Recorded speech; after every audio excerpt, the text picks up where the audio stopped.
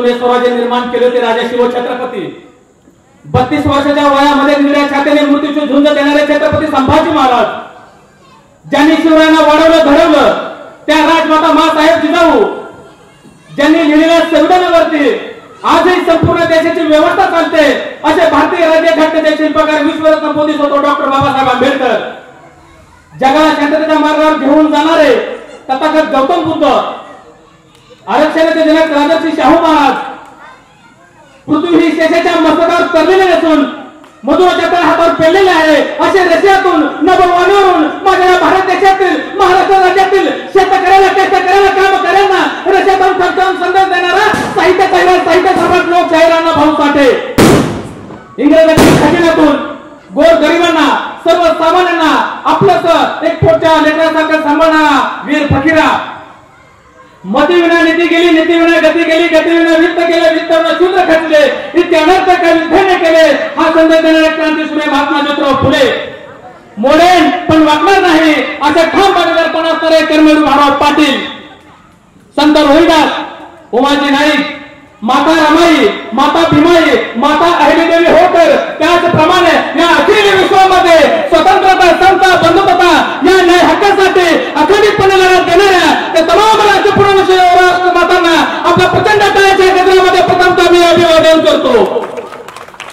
मी शरद लोखंडे, साहित्यरत्न लोकशाहीर अण्णाभाऊ साठे यांच्या 105व्या जयंतीच्या निमित्तानं वीर फकीरा फाउंडेशन महाराष्ट्र राज्य आयोजित भव्य जिल्हास्तरीय वक्तृत्व स्पर्धेचा पारितोषिक वितरण सोहळा व गुरुजन कौतुक सोहळा आज या तुळशी गावामध्ये संपन्न होतोय. आजच्या या कार्यक्रमाचे अध्यक्ष आदरणीय शिवाजीनाना कांबळे, कार्यक्रमाचे प्रमुख पाहुणे आदरणीय बिभीषणजी रेल्वे साहेब, कैलासजी रेल्वे साहेब, आदरणीय प्रत्येक वेळोवेळी मला मार्गदर्शन करणारे, ज्या वेळेला संकट येईल त्यावेळेला संकटाला कोण कसं द्यायचं, एक सामाजिक प्रश्न कशा पद्धतीने सोडवायचा मला वेळोवेळी मार्गदर्शन करणारे आदरणीय विलासजी पाटोळे साहेब,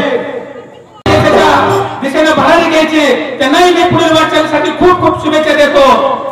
जिल्ह्यातील सर्व स्पर्धक, समोर उपस्थित ग्रामस्थ आणि जमलेल्या माझ्या माता भगिनींनो, आज खरं तर परिवर्तन होण्यासाठी काहीतरी आपण बदल केला पाहिजे.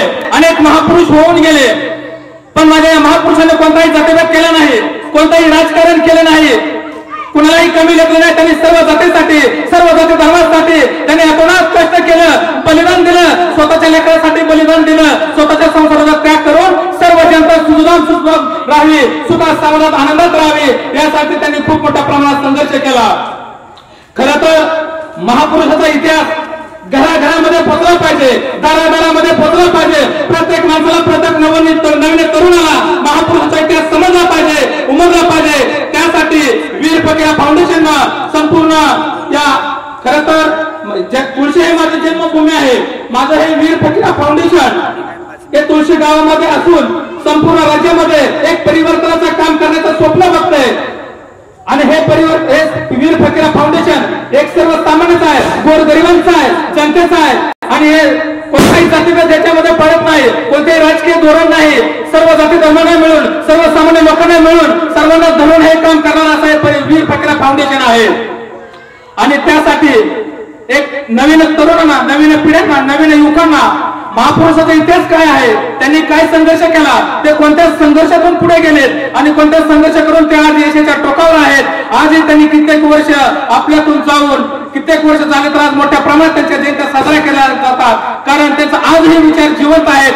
खरं तर जीवनामध्ये यशस्वी बनायचं असेल तर महापुरुषाचा विचार अंमलात आणणं गरजेचं आहे. छत्रपती शिवाजी महाराजांचा घ्या, विश्वरत्न बाबासाहेब आंबेडकरांचा घ्या, प्रत्येक महापुरुषांचा आदर्श घेऊन आपण जीवनामध्ये प्रगती केली पाहिजे. कारण मी जास्त काही बोलणार नाही, बरेच मान्यवर बोलणार आहेत, एवढंच बोलतो आणि इथं थांबतो. जय हिंद, जय महाराष्ट्र, धन्यवाद.